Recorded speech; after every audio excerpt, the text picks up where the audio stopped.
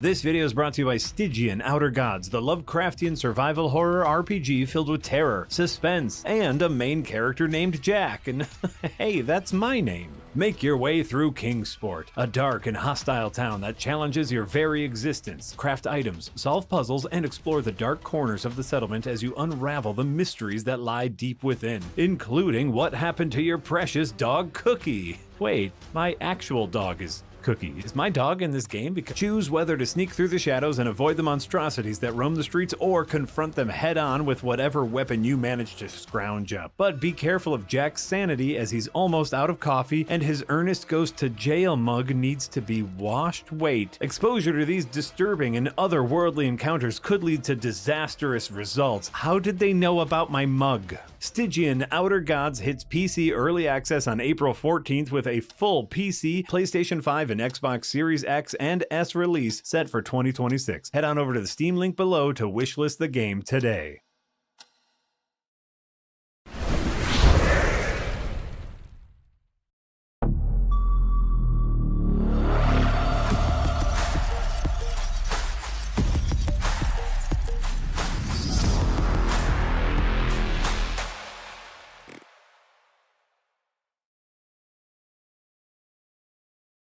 Hello, everyone. Welcome to the Windbreakers podcast. I'm Yahtzee Croshaw. I'm joined by Jay and Marty, as always. Boom, boom. Hey, up. And a little adorable dog who's sleeping under his blanket right there. Bless him. Just trust me, he's there. And this week on the Windbreakers, we're talking about the games that do everything right, if not anything new. Games that are... well, they're not going to blow anyone's minds if they're served in front of you at a 3-star Michelin restaurant, but they're just a damn good feed. We're talking about that sweet, cushy spot between a 6.5 and an 8.5. That nice little good ground. Ooh, yeah, I love a good game. Because I feel like there's been quite a run of games that do nothing new but everything right lately. For my recent reviews, I'm thinking of Atom Fall, although that one hasn't come out yet. Avowed, Eternal, whatever it was. Strands, thank you. I was about to say Skies, but that's something else. And as depicted in the thumbnail, Indiana Jones from last year, which was game of the year. just all exactly what you'd ask of a movie tie-in, I'd say. Just a nice, solid gameplay experience that adapts the material appropriately. Exactly what you would expect of it, and instead of that being a detriment, it's kind of like nice. It's nice to have a game that isn't trying to pull the mechanical rug over my eyes. It's just a good old punch up, puzzle up. It's also it feels like it's like an old reliable, which you have on TV. You have your almost like your comfort shows where you're like, all right, every week I could tune into this show and I know it's going to be decent, whether that's like a fucking crime show where they're digging through dead bodies or a sitcom or anything, and they're not going to sweep at the awards or anything. It's not a game we're going to be heralding at the end of a year, but it's also not something we're going to be picking apart ad nauseum. So just something that's good. And I think there's it's underappreciated how much goes into the little things of a game that's just good to play. Where you might not feel like anything's blowing your mind, but you're never feeling bored the whole way through, and that takes a lot of work. It could be very easy to get boring. Like companies could put all the money into the world into a game. Assassin's Creed Shadows is the one that's currently leaping to mind, and still end up with a boring experience at the end of it. I think to make something that's good requires very solid design chops, and that's worth appreciating. I also think there needs to be a bit of brevity to it. I don't know, do I want to stick in the good zone for 70, 80, 90 hours? Like a lot of the games you mentioned you're able to get in and out of. Well, now that's game reviewers talking. That's the game review mindset talking, I think. Oh no, I did it. I did the thing I didn't want to do. Because games I play in my spare time, I'm perfectly fine with them just going back to it every evening for a couple of hours. I've been replaying Black Flag recently on my Switch. And it's just fun to just go into that, sail around, find some chests, destroy some merchant ships, take over a few plantations, and just do that for an hour an evening for the next year. For me, oh god. It depends on the gameplay loop, right? if Well, if the as I loop frequently is said, the primary Yeah. gameplay loop is the most important thing in game design. 100%, and if it's, I don't think I would enjoy as much as it was my game of the year if Indiana Jones was twice the length of what it was. I think No. I'd start to feel that like we're getting into the motions here. We're starting to see the same things over and over, not just from a mechanical standpoint, but also narratively. That it is just a homage back to old Indiana Jones, right? So if we just kept doing it, we'd be like, oh, okay. But in a game that is meant to, be done not endlessly but repeatedly, then it can suffice. I also feel like these are the kinds of games that we tend to look back on pretty fondly, because anything that might have been annoying or frustrating, we tend to kind of give a mental backseat to, and we remember instead the like high points and the good moments we have with those games, which I think is kind of good. That's nice that like the positives stick in our brain a little bit more than the negatives do. Yeah, Maybe it's because those negatives aren't like crazy negatives that that are impossible to look past. Yeah, and when I think back to playing something like Avowed, I think back to how I enjoyed just exploring the scenery. It was just nice to look at, nice and bright and colourful. I remember thinking, as I woke up in the morning, thinking, "Oh, I'm quite looking forward to playing more Avowed today." I quite enjoy like slapping myself against the combat for a while. Yeah. It's just like got some nice, solid, fun to play combat. And when I think back on my time with Assassin's Creed Shadows, I don't really think of anything at all. Nothing jumps out in my memory. There's no like key moments. I have no like, to use the inside out terminology, core memories of my time with the game. Yeah. I think tell a lie. I remember where if you jump off a viewpoint as Yasuke, then he does his back in when he hits the haystack. That's pretty good. He hasn't learned how to do the assassin dive yet. It's fine. He's not. Well, he's not an assassin. Yeah. I also think to remove the game critic hat and to put the general public hat on, I think a service like a Game Pass is really good for these kinds of games. I think I'm much more apt to recommend a quote unquote good game wholeheartedly if I know folks subscribe to a service that they can just try it out for free, which a lot of the games we've mentioned so far, from Avowed to Indiana Jones to Eternal Strands, have kind of fallen in this Atom fall. Maybe it's just a lot of Xbox games that are just good. South of Midnight, I know Yahtzee, you haven't had time to jump into it yet, but no, that's my job for this afternoon. But I've definitely been hearing that on the old game criticism grapevine, that it is a good old fashioned Xbox 360 style, mercifully brief, just good old fashioned action adventure game. It reminds me of Alice: The Madness Returns, with an American. That is a selling point for me. So yeah, I think I'll check it out. Gotta say that kind of gives it a chip for me. Sort of chips away at my enthusiasm a little bit. Oh no, not an American McGee fan. Well, I kind of liked Alice, but I think Madness Returns was a bit drawn out and a bit too over reliant on the excessive platforming. Sure. But yeah, I feel like a lot of folks, they might. I even saw some comments in the chat before we started about how there are so many games now that people feel like they can't waste their time with something that's just kind of like a pitch down the center 7. That well, I only have so many hours in the day and so many resources that I need to only get 9s or aboves. GOTY materials or bust. And I think I understand everyone needs to make their own choices like that, but I feel like you're missing out on a nice middle ground by not having these kind of games that can help kind of ground us of like, this is where this genre should be right now, that kind of thing. Yeah, I remember last time I felt like a game was Xbox 360-esque. It was the Evil West. Do you remember that? Mm-hmm. Yeah, yeah. Not a bad game at all, Evil West. Again, it's not going to blow anyone's minds, but it did the job. It was what my tummy wanted that day for its dinner. I think going back to like Game Pass and just how accessible gaming as a whole is today, one, that's great. I think things like Game Pass where people can play a whole suite of games and have access to them for such a cheap price is amazing. But also, like you were saying, Marty, people not having the time or feeling they don't have the time to play anything that isn't the best thing to play right now.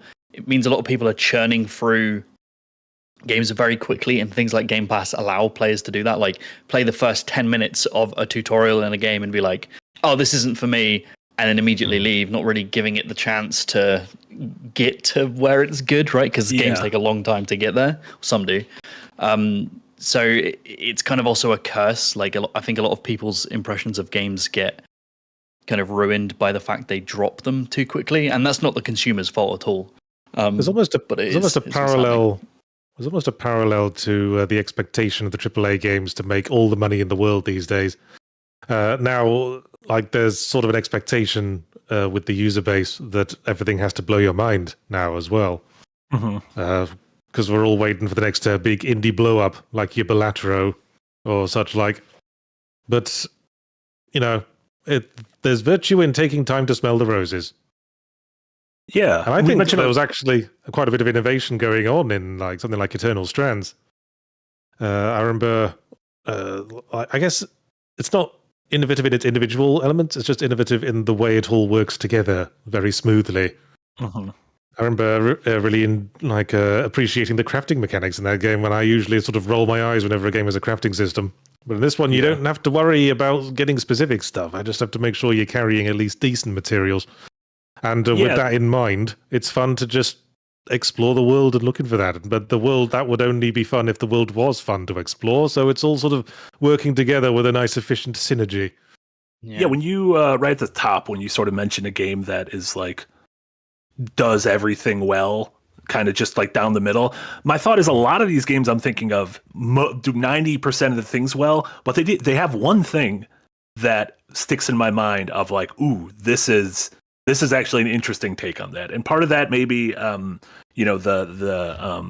Vatican level of Indiana Jones sticks out to me as like a really interesting, dynamic kind of micro open world that feels like a playground. When I think of some of the other games from last year, of stuff like Still Wakes the Deep, which I thought was a pretty good game, but I just really liked the opening sense of place of this like very lived in oil rig.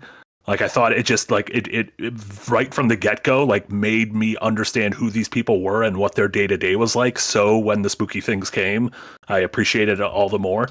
Even though, again, the game didn't blow my socks off, wasn't winning any awards at the end of the year, but it kind of did that one thing that really hooked me at the beginning.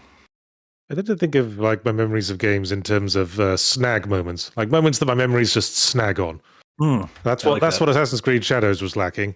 Like, I think back to it, I don't really remember any part of it in particular.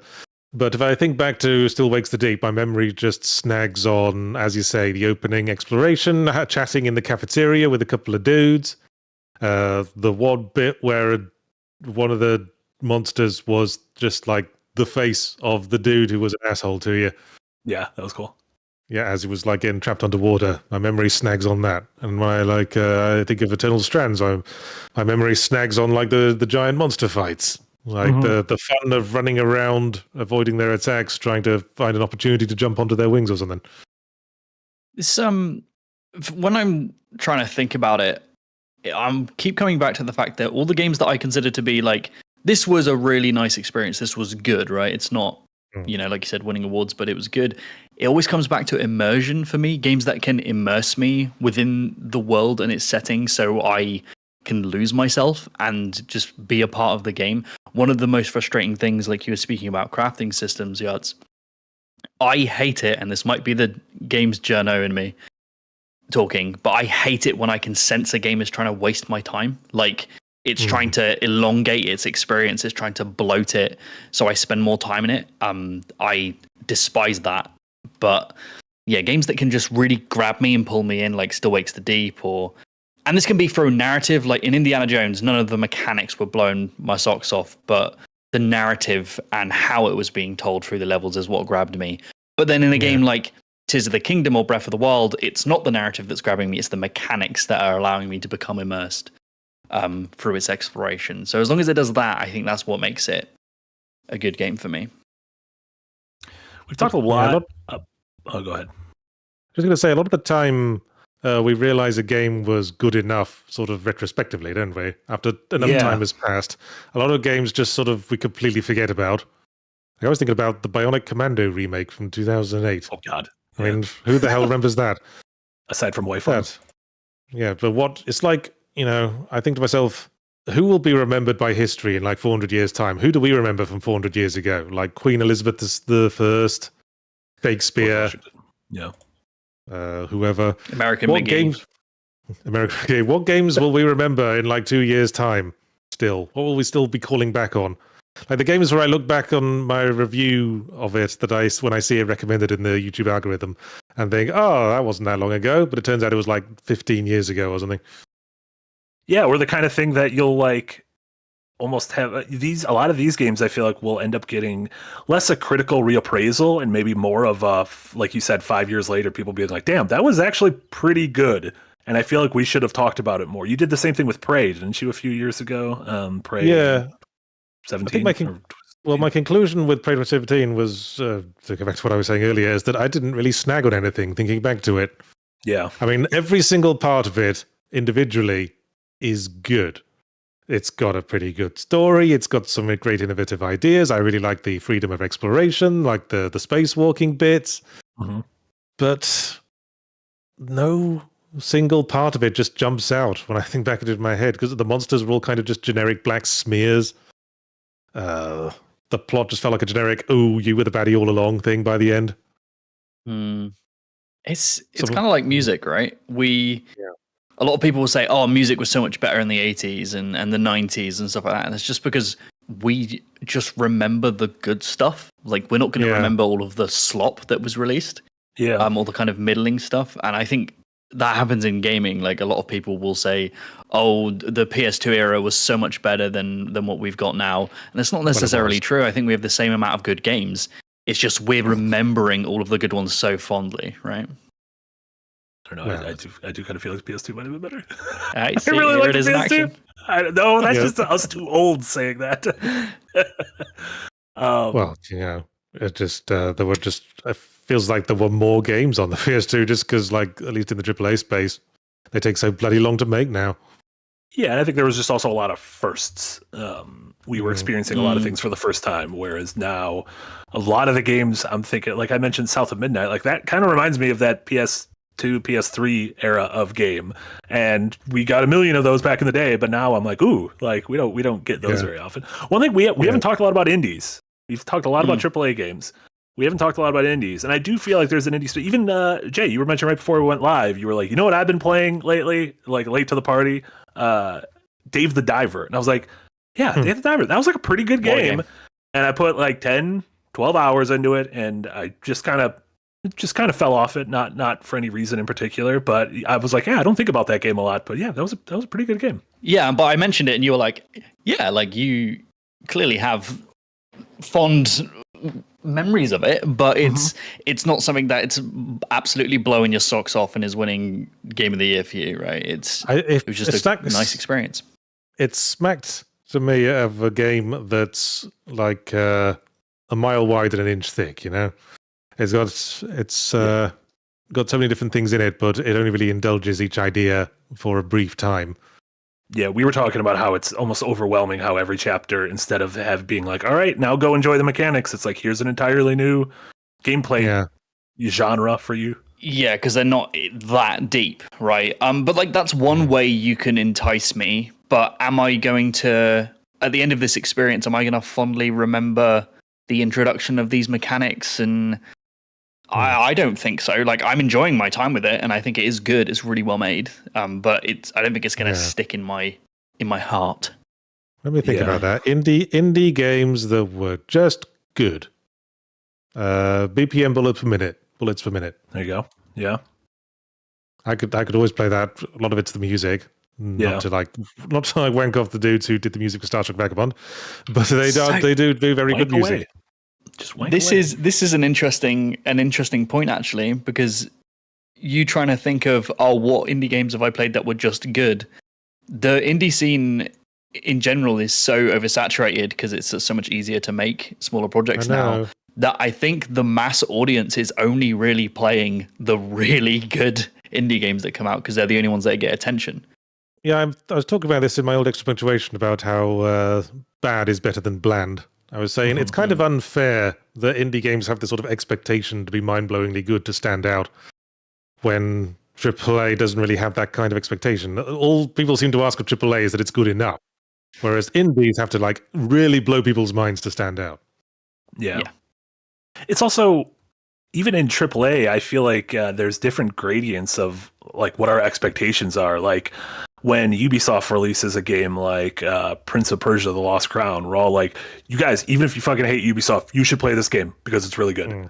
Like this is like a rare example of them really doing it good. Whereas certain developers, we've sort of been conditioned to be like, no, we expect nothing but Game of the Year greatness from you. And I feel like we're almost hitting that point with FromSoft and Miyazaki now, where the two games they have on the horizon are the multiplayer centric games in Night Rain, the Elden Ring thing, and then the new Switch 2 game that was announced, Dusk Bloods, which people are like, wait a minute, this isn't like, this kind of feels like the time where like, well, they're probably getting bored of just doing the same shit, so they do want to experiment. And Miyazaki's like a Tarkov sicko out there playing. These are weird things that are going to allow them to have the time to do their next big thing. Like these are very clearly using the same systems and everything from Elden Ring. They're just trying to expand. If you want an example of a recent indie that suffered for carrying the weight of expectations, Wonderstop, Davey Reedon's new game. Oh yes, I was talking to Jack before I played it myself, and he was complaining about how boring it was and how he was expecting so much more because it was the dude who made the Stanley Parable. Whereas if it kind of came with that's a double-edged sword, right? Because if it came without that pedigree, it might have just got lost in the shuffle as like another cozy. Maybe I wouldn't have even given it the time of day. But by having that pedigree, you expect something. Like you are going in, and the scales are already off balance. Yeah, it's kind of unfair to like always expect something that's as good as the dude. That's how one-hit wonders happen, I suppose. Yeah, I think it's people crumble under the weight of expectations. Yeah.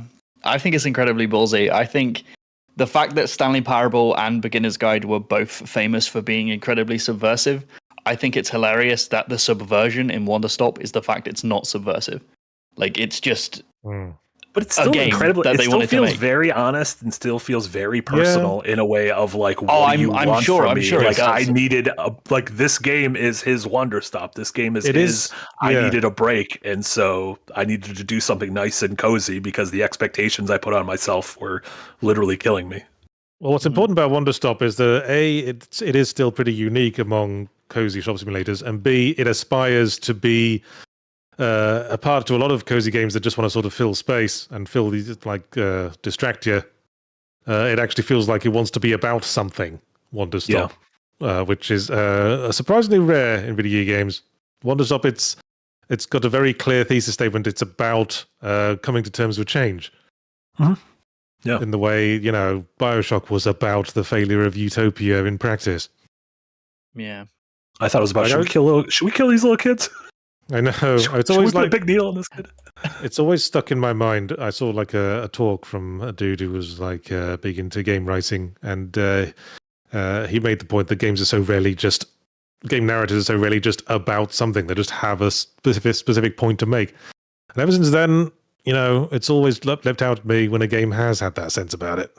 Yeah, it's hard in AAA sense to do that because like most movies feel like they're about something because unless it's like a Marvel script, it's usually by one or two people. Like you have there's authorial intent behind it. Whereas when you get into these giant sprawling open world Assassin's Creed kind of things, like you really lose the authorial intent. I mean, the point of those things is that they're not about anything. They're about, hey, do you want to play the game stealthy or do you want to play it in combat? We don't care. We'll do what you like. We have literally no authorial intent whatsoever. Yeah. Just give us your money and zone out for 20 hours. Yeah, that is AAA tends to be the centrist of of gaming. It's I also feel like for the people who say they kind of don't have time to play these games, or maybe people who feel burnt out on games, like these can be the ones that feel like they can reset your equilibrium by playing one of these games. Like it's something that doesn't involve like a incredible like mental commitment on your end, but it's also something that isn't just going to be a complete piece of shit waste of your time. So yeah, it's a talking about that refreshment. with on DevHeads we were talking about if AAA IP became creatively bankrupt, and Sanskrit Shadows was one of the topics, and I came back with the argument that, you know, at the end of the day, there's a huge audience for games like that, and I think a lot of that is because a huge part of the audience are like parents or people, you know, getting into middle age who don't have time to play lots of games, and like you said, the mental toll of learning completely new things. A thing that is recognizable and like mechanically recognizable, and they can just jump in and explore a world. Like that's just what they want. They just want to sit down and just zone out and look at pagodas. I had my wife complained to me the other day because she caught me and my eldest playing one of those shitty YouTube time waste games that I was just using it with something while I was like watching a video, and my daughter just like crawled up and sat next to me and watched me playing the game. And my wife came over and said, "You've had your screen time today. I know more of that." And she was like, "To you." To me bad later. And then like later behind when the kids had gone to bed, she was like, "You know, you want to play games with the kids? That's fine. I would love that. I know like we all love video games in this house. I just want you to play something with her that's actually in some degree enriching." Yeah. That's fair. Yeah. Get back on play fucking Mario, play fucking Kirby. It's something where there's like that's not just zoning out and clicking on the colored objects. You ever see those ads where it's a fake game and you're like in like a helicopter and you have guns and there's like just like a million zombies coming down a road and you gotta shoot the zombies, and then every once in a while there's a big zombie and you can like blow things up? I always see that ad, and I don't know if that's a real game, but I kind of want to play that game. Well, there was a scandal. That game wasn't like that. It was there's a bunch different of game. There's a bunch of cases of that. Someone should make that game for me. I want to play that game. I think they did, and it's yeah. Shit. There's a couple of, if you go like on the YouTube playables, I'm ashamed about how much I play those YouTube playables. But like I said, if I want to watch a video, I just need something to do with my hands. I literally don't know what YouTube. I don't even know where to find one. Yeah, I literally don't know what you're talking about. Well, if you go to like just YouTube Home and scroll down like once, there's a list of YouTube playables, and it's shit like, you know, Bubble Pop, basically all the like the cheapo mobile game shit. Oh, I see it. Do you see those? I see it now. Hide and seek, and Bubble Tower. Yeah, and they just run in your browser, and you can mute the sound. I just put it in a separate window and fiddle with it while I'm watching a video. Hey, there's a game called Ludo Karts. Ludo Kart, what? It's like a Mario Kart game, but it's got the word Ludo in the title. And they haven't contacted us to get Ludo in it. Crime. I think the saddest thing about Ludo Karts is that Yahtzee's like, yeah, I played that one. Well, I tried them out to see if which ones would they would engage. be fine for the kids, yeah. But I kind of don't want it to engage. As I say, I'm just doing it with my hands. The ones I'm playing like the most at the moment is like Gym Stack, where you just stack barbells on each other in sort of Towers of Hanoi puzzle. And just shit that's like just shoot coloured balls at a tower of coloured bricks to make the tower collapse and watch all the fun physics at work. This is off topic. My mom plays a handful of like random ass phone games like that, but she always gets like the ad free or the ad versions, and they're just like ugly as shit. And I always want to be like, can I get you a good version of this and like buy it and put it on your phone? And she's like, no, I like this one. I'm like, why don't you want I'll pay $5 to get you a nice version of whatever the hell dopamine rush you're getting right now from this thing. No, they like what they like. I like what they like. Simple. Did we come to a conclusion? Well, we seem to be drifted off topic, which is usually the cue to start reading super chats. Did we have a conclusion? Good games are good. Sorry if that's a bland opinion. Good games are good. Hot take. Good games are good. Yeah. Yes, maybe go back through like the 80% and the 75% from the last few years and see if there's anything you didn't pick up at the time. And, maybe there's something you missed. Like, play Titanfall 2 if you didn't play that. That's Oh pretty my awesome. God, go play What a Titanfall game. too. It's a great game. Go play Parasite That's got Eve. some standout moments in it. Go play Now, Parasite that's Eve. It was what- the last time an American cop was good. That's certainly a game that you could have written off as just part of the slurry, but which, after a few years of hindsight, you realize was one of the Yep. highlights Yeah. of its time. Because we kind of assumed we would get one of those every 2 years, and you're like, oh, no, Yeah. wait, come back. Please, come back. I need you. All right. Faz gives £199 and says, sometimes a simply good game is all that is needed. For some reason, as I was reading that, it occurred to me I should probably read that out in a Yorkshire accent. Sometimes a simply good game is all that's needed. And then have a nice cup of tea and some bread with nut taken out. Is that Shrek? Fucking lovely. No. What Shrek sounds like? No, it's more of the Shrek's Winterfell. Scottish. Shrek's from Scotland. He's got a Scottish accent. Get out, it's my Winterfell swab. accent? You know Yes, the nothing, north John of Snow? England. Yes, all right, if that helps you figure it out. The Guys, I don't go to England that much. Gotta The tell north, you. of Go England, to England. the north of England accent is the accent from like Sean Bean's got in Game of Thrones. Yep.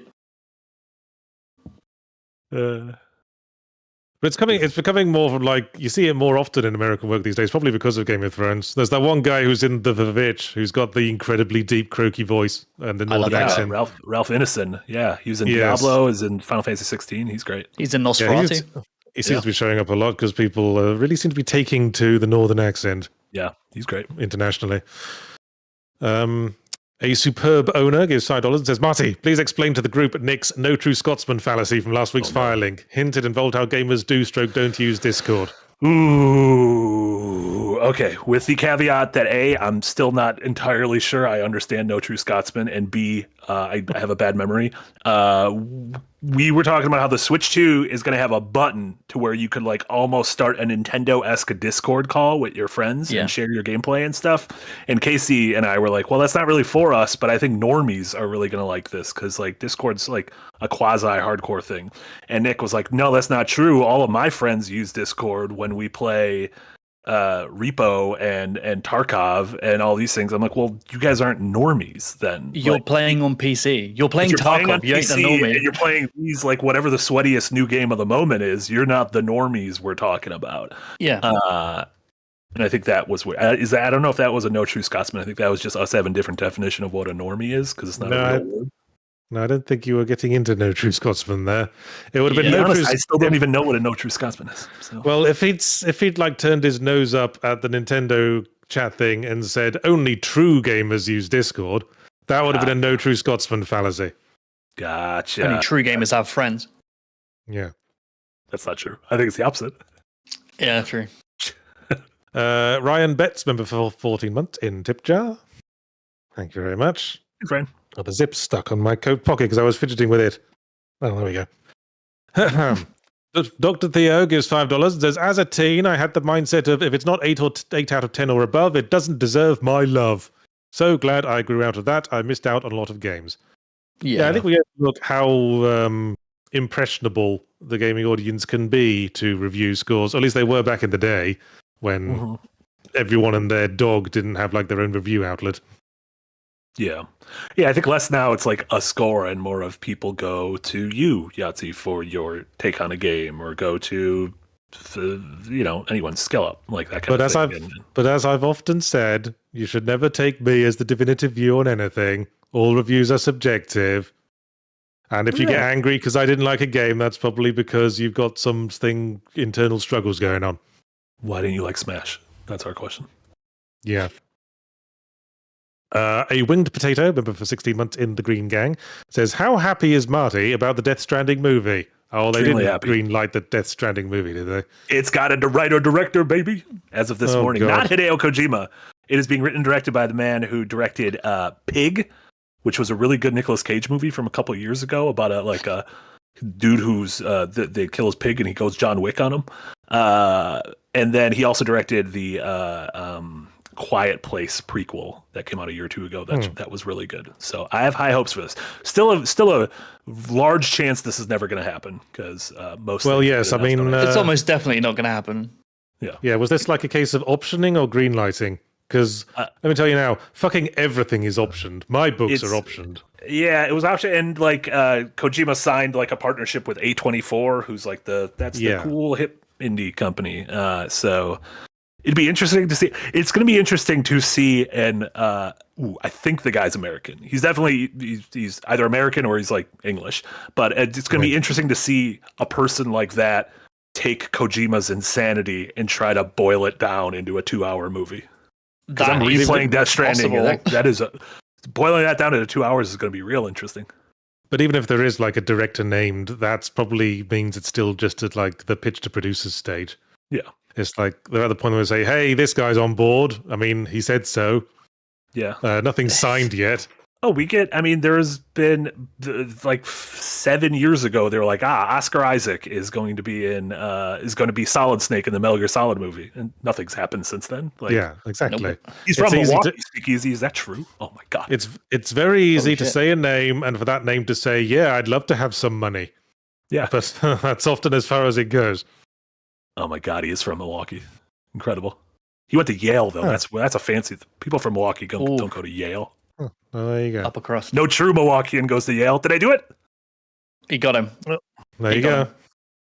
That's it.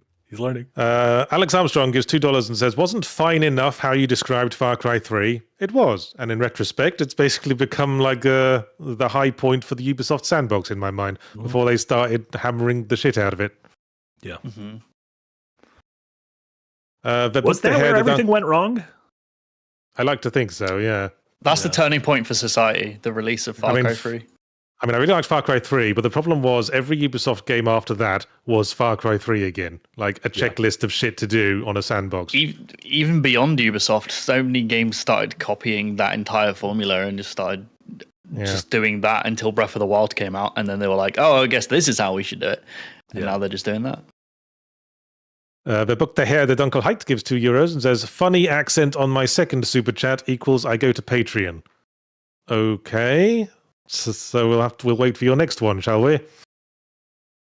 Do you have a particular funny accent you want me to do? Do you guys want to pick one? I could do like a comedy Irishman. Uh-oh. A comedy Irishman. Aren't they all comedy? Hey, got him. Oh, hey.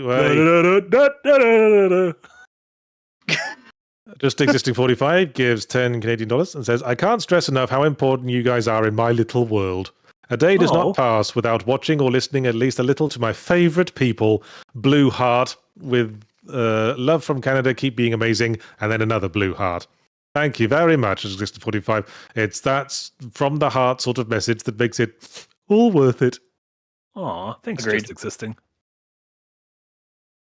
And then Far Too Many Frogs gives $5 and says, thank you so much again for yesterday's work on Starstruck Vagabond Yards. I'm excited to go flying again. But first, I got to pull a ROTT OST and run like Smeg. Yes, Far Too Many Frogs has been kind enough to badger me in the Discord over the course of the last few months about some issues she was having with like sensory problems with Starstruck Vagabond, and I finally got around to having some time to fix it yesterday. Nice. So you're welcome. Far Too Many Frogs. It's currently like the beta build. I'll make it the main line build probably after this podcast. Is that hard to figure? How do you troubleshoot shit like that? How do you figure that stuff out? Well, just by like putting the game out and waiting for someone to complain, you know? It was like specific an issue that Frogs meant. Frogs felt like they couldn't play the game anymore because it was like setting off some kind of sensory issue that was specific to their very specific disability. Gotcha. And it wasn't much of a change. I just had to like add a fade where once there had been a cut. Oh, that's nice. Look at that. There you go. Well, I didn't do anything. You did it. Good job.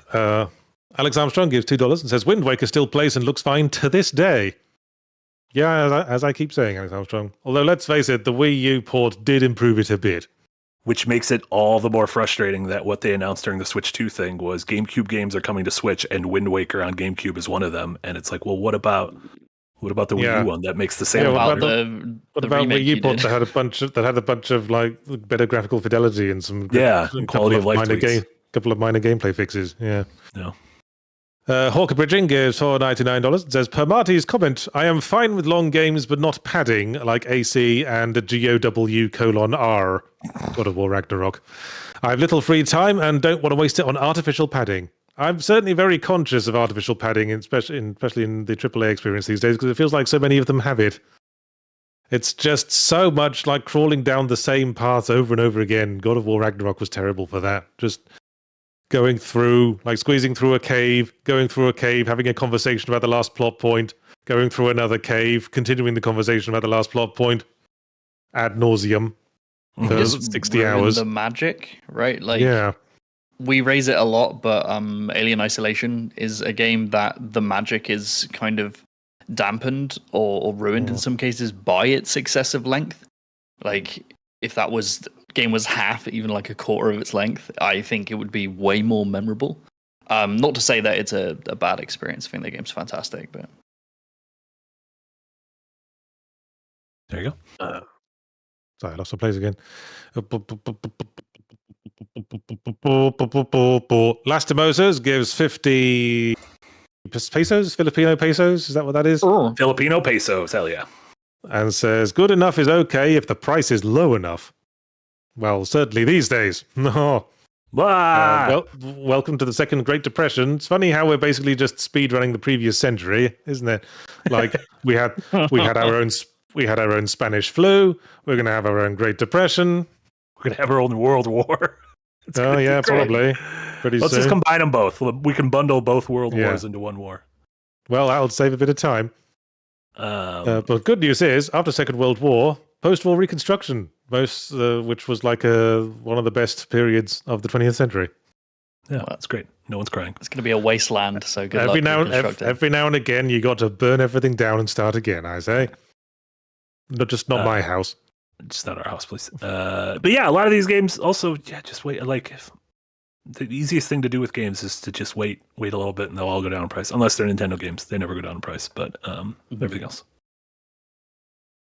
Peter Parker SL gives $20 and says, I took Marty, Nick, and Casey's advice from Firelink a couple of weeks ago and got a new PS5 Pro.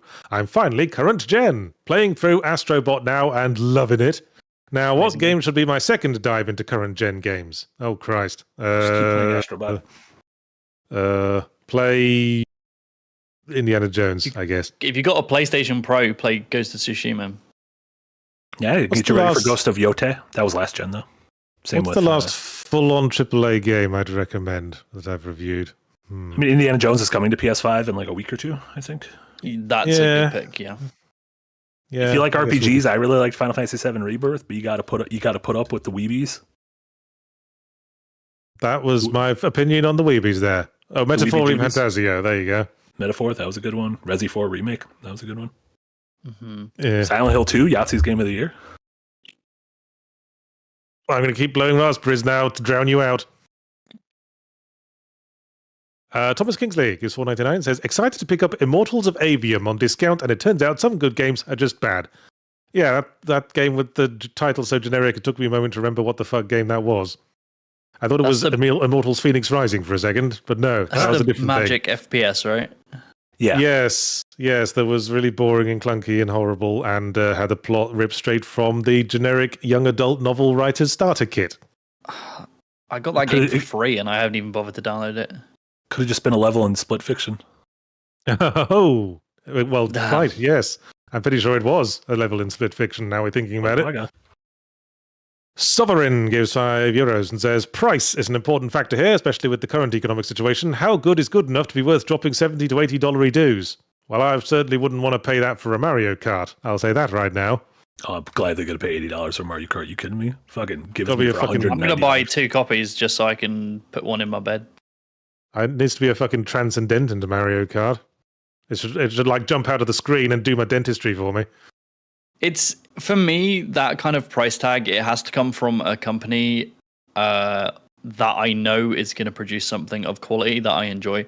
I know Nintendo are going to make something that is not bloated and I'm going to enjoy it. Rockstar, for example, GTA 6, I know I'm going to get my time out of it and it's going to be of a certain quality.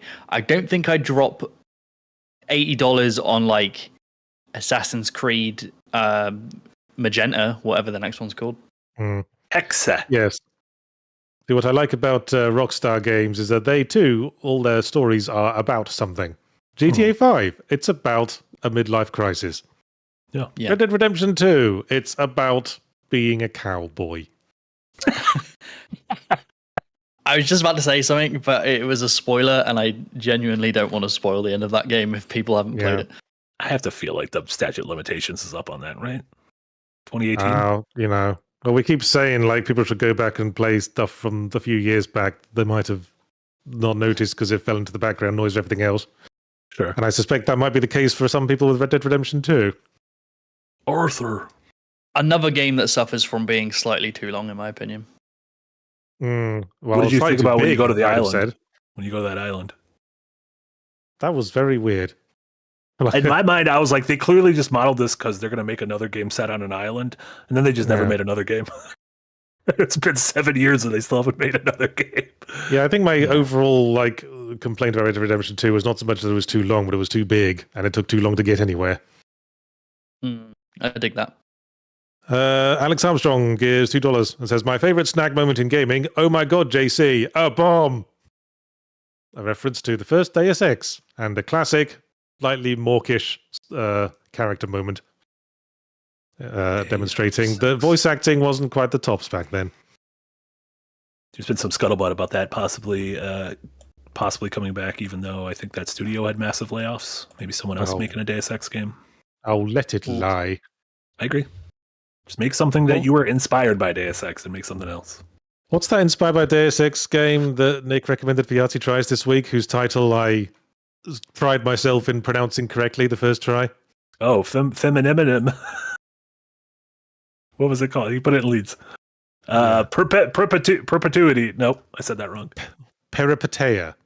Peripeteia. I think I called it Perpetupia. Yeah, looks great. Yeah. 10 out of 10.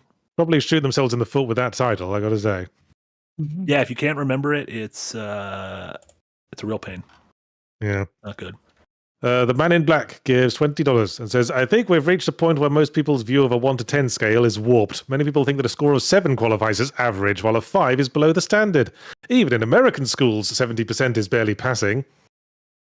Moved away from it in general, right? Like, I can't think of, apart from like IGN, what other major outlets are doing GameSpot and IGN? No, a lot of people still do scores. Like, I think the thing is you just have a rubric. Like IGN has a rubric for what each thing represents. A 10 is a masterpiece, a 9 is amazing, an 8 is great, and a 7 is good. So anything in the 7 range is something you would call good. Yeah. The trouble is Metacritic just sort of overlooks all that and just smashes it all together into a big blob.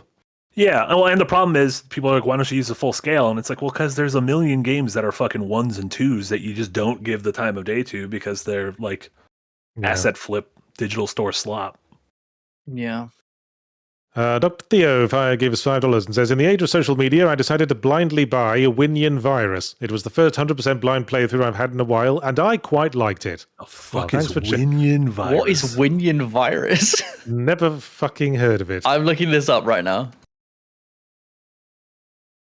Well, I guess it made an impression on with this game. Dr. Theo. Winion Virus. Dr. Theo, I'm going to buy it. It came out the day after Christmas. Who's out here releasing a game the day after Christmas? What is that, like a block matching puzzle or something? I can't figure it out. There's also like a fake desktop of some sorts. It feels like this might be like a game that's you think it's one thing but it's another thing. Winion Virus is a pixel art visual novel horror game. I just bought it. And Dr. Theo, if it's not good, I'm fucking coming for you. Overwhelmingly positive rating after 600 reviews. I'm going to come for you and I'm going to take away your doctor's license if it's not good. I gotta stop just buying things really quick. I get excited when I see something and I just click the buy button. Oh, just write it off on your taxes. I just did my taxes. I just did them. Well, that means I have to write these out next year. Yeah, so just bear it in mind. I just put all my Steam purchases on my expenses account. Well, it's because they can be expensed. It's your job. Yeah, because it's our job. Even if you don't review it, buying any game is part of being learned in the field of video games.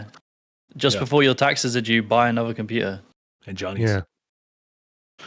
Hjorth87 gives 50 Danish kroner and says, it's like Anthony Hopkins in Zorro. Sometimes you just want to make a 2-hour popcorn movie. Same with consumers. Sometimes we just need light and fun. I did that on the weekend. I was feeling finishing this design delve because of the The wedding, it was a bit of a stretch, but I got it done. I was feeling a bit deflated on the weekend, and I wanted to watch a movie that I didn't have to concentrate on. I watched Transformers 1. Oh, Jesus. It was really Shia refreshing LaBeouf? to watch a movie that... No, Transformers 1 is in the animated movie, came out last year. Oh, O-N-E. It's a decent movie, and I didn't have to think while watching it, so I was like, yeah. The animation was pretty good. Yeah. Yeah, the animation was great. First animated movie with Chris Pratt. Chris Pratt isn't in that movie. Is he not? No, it's Chris Hemsworth. Oh, wrong Chris. Oh, there's so many Chris's. Chris Christopherson's final role. Yes. And they all sound the same. Yeah. And they're all in the Marvel universe. They're all Avengers. Yes. Alex Armstrong gives $5 and says, found a Papers, Please horror clone. That's not my neighbor. You're the doorman of an apartment complex who must let in neighbors and arrest doppelgangers. Oh, yeah, I think I've seen some YouTube thumbnails of that. Oh, I like the sound of that. That sounds cool. It just came out. Oh, no. Am I going to do it? Is it possible? Oh God. I've already just bought that fucking... The second purchase? This virus one's game. cheap. This one's only $3. This is a cup of coffee. all right, I guess I'll get it. Oh, perhaps this is Yahtzee Tries material for this week. Yeah, there we go. That'd be great, actually. Yeah, you know what? Let's lock it in. This and Peripateia. Pupataba? Pumping Pampy. Incredible. You remember that episode of The Simpsons where the Homer's brother was like a big CEO for a car corporation, and his marketing team was trying to sell him on a car called the Persephone? Oh, yeah. And that's what suddenly comes to mind when complaining about the title of Peripateia. It's like that. No one's going to remember that. They want cars with names like Tiger and Jaguar. Jaguar. Diane Spencer. Oh, no, missed one. Dr. Theo gives $5 and says, note, Winion Virus is very slow burn horror visual novel, so 95% text with the gameplay being at the end, so probably not for you, Yards. Don't worry, I hadn't planned to play it at all. Thank you, Dr. And then Diane Spencer gives £10 and says, I've not been able to catch this live for a while, but as I'm being made redundant, I'll be here more often. Oh, I'm and sorry, you don't Diane even, Spencer. And you don't even live in America, because you pay us in pounds. The People's Princess. Man, You got this, Diane. I believe in you. The economy worldwide is going to shit. It's almost like someone's just initiated very ill-advised global economy policies. Who could that have been? Hjort87 gives 50 Danish kroner and says, Jamate and the rest. Considered interview stroke collab with Tim Kaine. He also talks about game dev on YouTube. Could be fun with the contrasts, indie and industry vet. Wasn't he Hillary Clinton's running mate? That's literally what I thought of. What? I was like, that's not even the guy who played Crazy Taxi. That was Kamala's running mate. Tim Kaine's he was the guy who did Fallout. Oh, I know this guy. He talked about me on one of his vlogs once. I also thought... I know this guy. He spoke about me. Not Well, that he started one of the most legendary franchises. Well, someone linked me to it. Well, obviously now I know he's the Fallout guy, but someone linked me to one of his vlogs where he brought up something I said once about how, where I said bad games are better than bland games. And he said like he thought that was very apt. And I was like, you're a cool guy, Tim Kaine, whoever you are. Hey, wait. Hey, Tim, if you see this, hit us up. Yeah. We'll see if we can get Hillary also on an episode of Dead Yeah. Notes. Well, fucking Alexander Ocasio-Cortez guested on H-Bomber Guy's stream, didn't she? See, you can do it. Make it happen. Message me on Blue Sky, Tim. Yeah, and I know H-Bomb. I'm like 1 degree removed from AOC. That's 2 degrees from Bernie Sanders. I'm 2 degrees. How many from Kevin Bacon are you? Oh, I'm sure Kevin Bacon's met one of them. I did have a cameo in an indie film once, so I probably do have a Bacon rating. I'm sure Jack has worked with someone who worked with Bacon. Yeah, I'm sure Has Jack has Macaulay a pretty Culkin short... worked with Bacon? Oh, And I'm sure Mac has worked with someone who worked with Bacon. Oh my god! I know how to get to pretty much everyone who's been in Star Wars in Kevin Bacon, because Carrie Fisher was in Scream 2 with Nev Campbell, and Nev Campbell was in Wild Things with Kevin Bacon. Hell yeah. Yeah, so by that route, so if anyone's ever been in Star Wars, that's how you get to them, through Kevin Bacon. Kevin Bacon is also in the MCU. He plays himself in a holiday special for Guardians of the Galaxy, featuring Transformers 1's Chris Pratt. Well, there you go. Now you can get to everyone in the MCU as well when you're playing 6 Degrees of Kevin Bacon.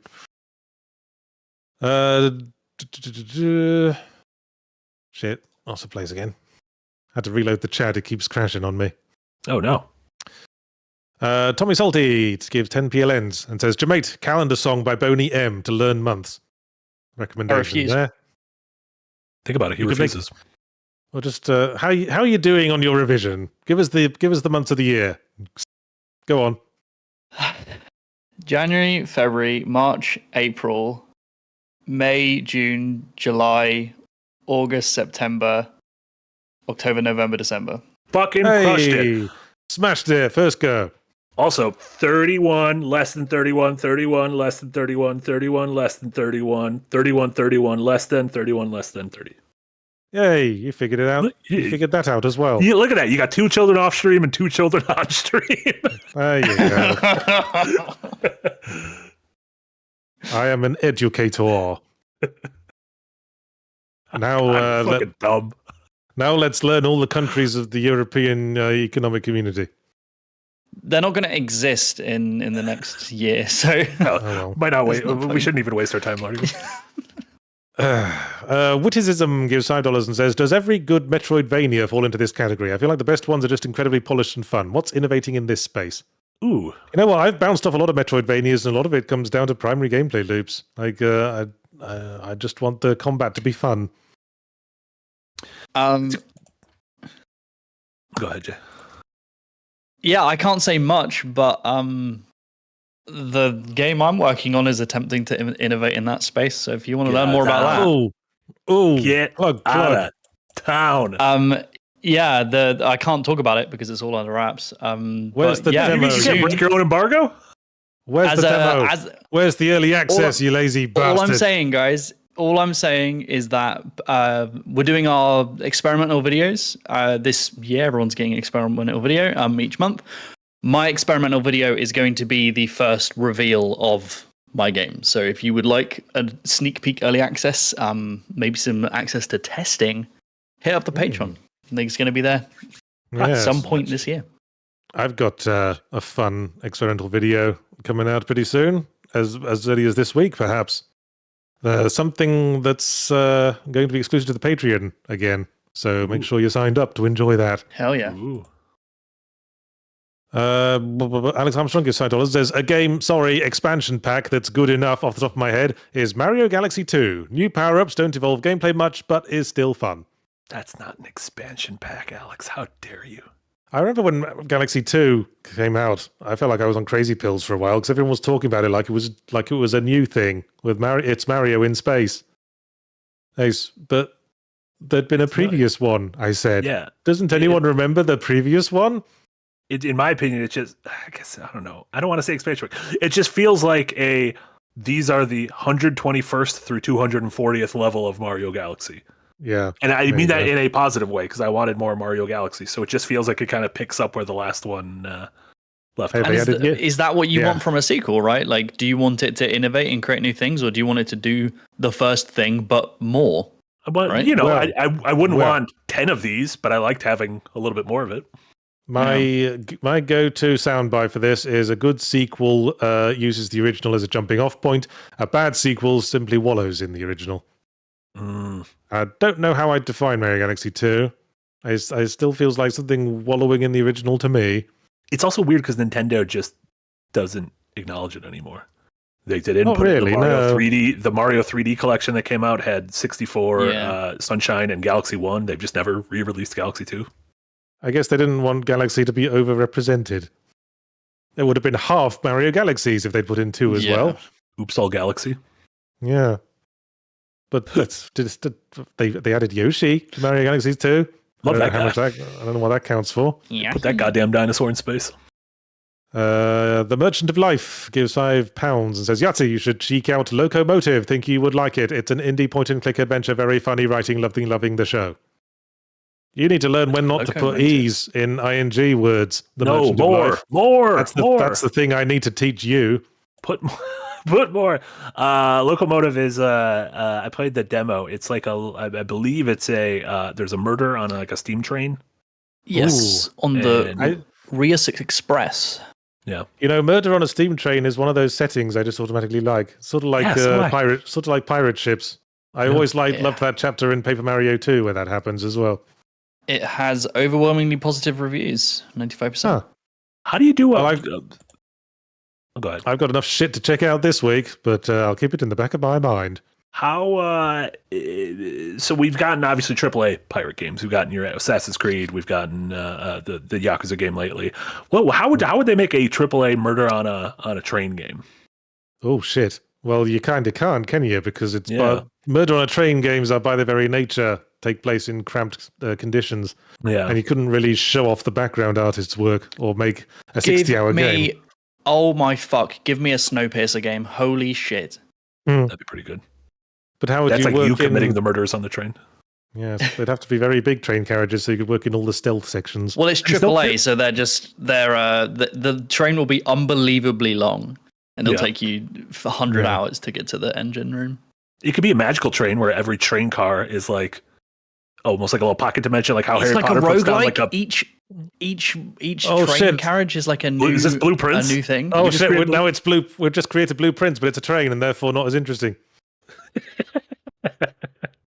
Yeah, you're always going in a straight line. yeah, good. Sort of missed the point. Hey, check out Blueprints. It's good. Apparently, we've just Blueprints is amazing. I Train. think like half of the staff at Second Wind have been obsessed with it while we've been playing it. It's not out yet, Yards. But all sorts of vids on it. Embargo's dropped. Yeah, we could talk. Yeah, embargo dropped this morning. It's fantastic. It's actually fantastic. Yeah. I'll be doing a review of it at some point pretty soon. Yeah. I believe Nick's going to have a podcast chat with the creator. Oh, shit. For patrons. Look at that. Yes, also unique to Patreons. Yeah, you see what you're missing out on now, don't you, cheapskates? $5 a month, you get all sorts of goodies. Dr. Theo, oh no, wait a second. Alex Armstrong gives $2 and says, games that are good enough, possible Yahtzee award. The good enough or award? Possibly not. Well, then again, possibly not. Tsunami Dusha gives $20 and says nothing. Oh my goodness. Wow. The douchiest tsunami there ever was. I was worried he had forgotten about us. Thanks, Tsunami Dusha. Dr. Theo gives $5 and says, if you were given the offer, Yards, would you turn your Galaxy books into a movie trilogy or a serialized TV series? Honestly, I'd take either.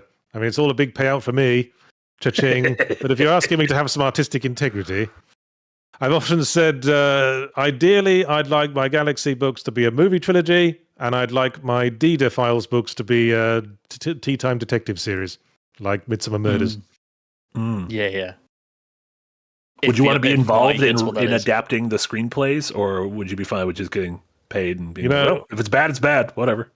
I've been asked if I'd like to write the screenplay for an adaptation of my work, and I was like, I ain't got time for that. Just adapt the book 1-to-1, and I'll give it a once-over and give you a thumbs up. There you go. Blistered Soul gives £199 and says, Death's Door never blew me away, but it was fun. Death's Door did blow me away. And I feel like that's one of those games we as a society should be talking about more. I can never remember. Was that the one where you're a bird or the one where you're a little Grim Reaper? Yeah, you're like a crow. Death Inc., I believe, is the Grim Reaper. Are you sure? Yeah, Death's Door is, you're a crow right here. It's like top-down, kind of Zelda-ish. Right, okay. Impy gives €2 and says, here's some money for enjoying Avowed. You're welcome. Thanks, Impy. I also did a fully Ramblomatic review where you can get my full opinion. Damn. Yes, a lot of people kind of down on that because they were expecting more from the Pillars of Eternity devs, I fear. But it's just a fun, solid action RPG that you don't have to think too much about. Sometimes it's just good. Tinker DD gives $2 and says, where does not for me end and not good start? Ooh. Well, obviously everything's subjective, but then you have cases like Balan Wonderworld, where virtually everyone can agree it's a load of old tripe. Don't say that. I don't know. I think you just need to have the kind of the self-awareness to be like, this just isn't for me. There's lots of people who are like, oh, Civilization is shit, all 4X games are shit. It was like, well, no, they're just not for you, right? Like, they're just not made for you. And it takes a lot of self-awareness to be like, this just isn't for me. I think it might just be numerical. Though, like, once enough people say it's not for me, then it becomes bad. Yeah. Yeah, there's those genres. People are always like, why don't you talk about X, Y, and Z? I'm like, you don't want to hear us talk about fucking 4X games because we're going to be like, what the fuck is this? I'm bored. I don't want to be here. I mean, I said in my extra punctuation about when the Golden Joysticks awarded Dark Souls Ultimate Game of All Time. And I said, best game of all time is always going to be subjective, but the game that the most number of people say is the best game of all time, it would be an objective fact. Did you see the BAFTAs put up a list of the 21? They ranked the 21 most influential games of all time. The British Academy of Film and Television Awards think they know something about video games now. And let me tell you, it is a masterclass in list making, because I think lists need to have just enough meat on it to be like, all right, this person knows what we're talking about, and then have a couple outlandish picks where it's like, what the fuck is happening here? Yeah. Okay. Because for influential games, it has stuff like it's got Skyrim, GTA 3, Dark Souls, Final Fantasy 7, Baldur's Gate 3 at 16, which I'm like, can this be influential yet? It has Kingdom Come Deliverance 2, which I'm like, that came out like a month ago. What can we do? Yeah, that's just bandwagon jumping in it. But then we get through, Half-Life 2, we get Mario 64 and everything, Minecraft, Ocarina of Time. Number 3 is Super Mario Brothers. Number 2 is Doom, and number 1 is Shenmue. And let me tell you, Chef's Kiss. What? Chef's Kiss, beautiful. A genuinely beautiful end of the list. That's how you make a list. Because if the list was normal, no one would have clicked on it. But because it put Shenmue as number 1, everyone talked about it. Yeah, fucking genius. That's probably sparked like entire novels worth of comments. That's big brain. That's big brain right there. I'm telling you though, Shenmue is influential though. Wouldn't have Yakuza without Shenmue. It's influencing me to never use those mechanics in a game I make. I mean, that's for sure. That's like saying fucking Wolfenstein 3D was influential. I mean, yeah, but everyone forgot about it when Doom came along. It was great. Great list. 10 out of 10. Well done. Denmark gives $2 and says nothing, as in the word nothing, with 3 A's, because he's being cute like that. Oh, cheeky little Denmark. And then Mopman43 gives $1.89 and says, Color Graves indie games, solid Zelda likes and 2D platformers, great music, retro aesthetic. Okay, what have they done? Honestly, enjoying these like donos that are just suggestions of games for us to play. I dig that. What's Color Grave? I'm looking them up now. They do look like Zelda. They've made a lot of games I've never heard of. Games like Claire a la Mode.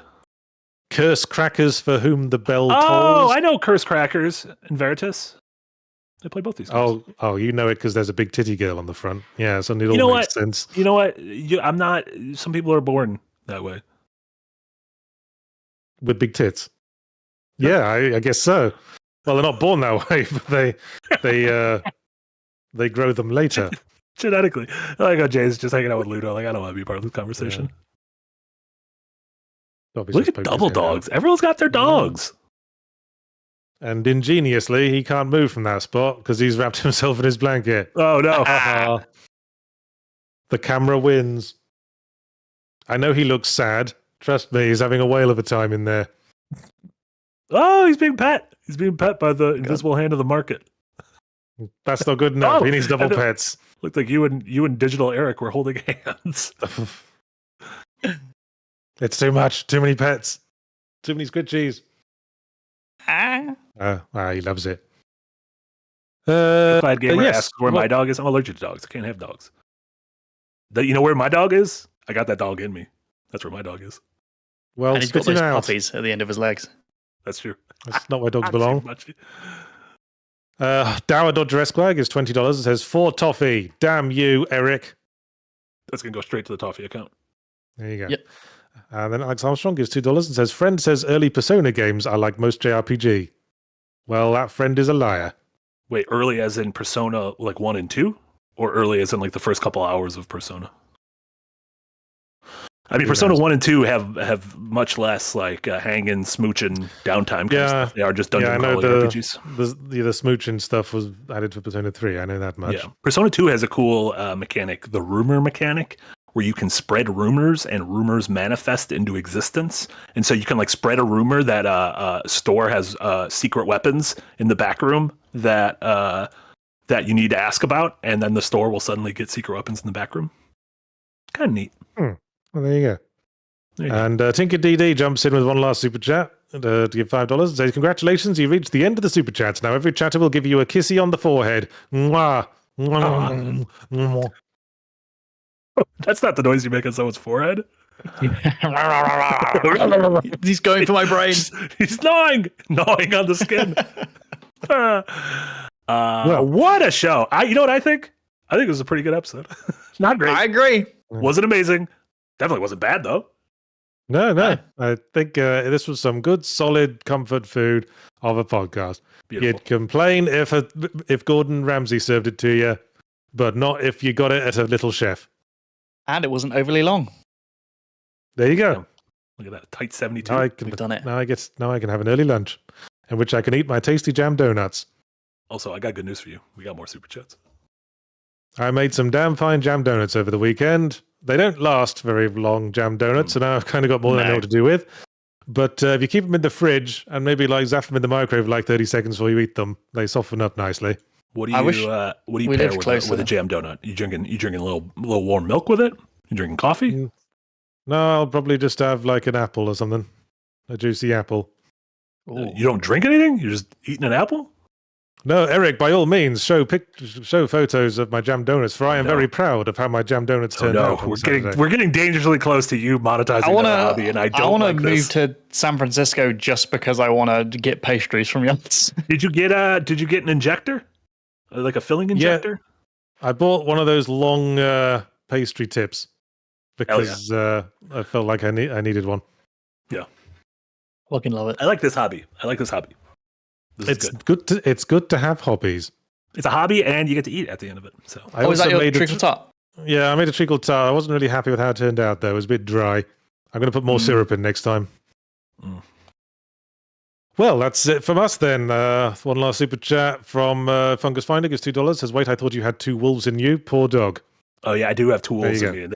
Dog. Yeah, I no longer have that dog, and they're constantly fighting. Yes, that's where the voices come from. I have two wolves in me, and they're both fat and asleep.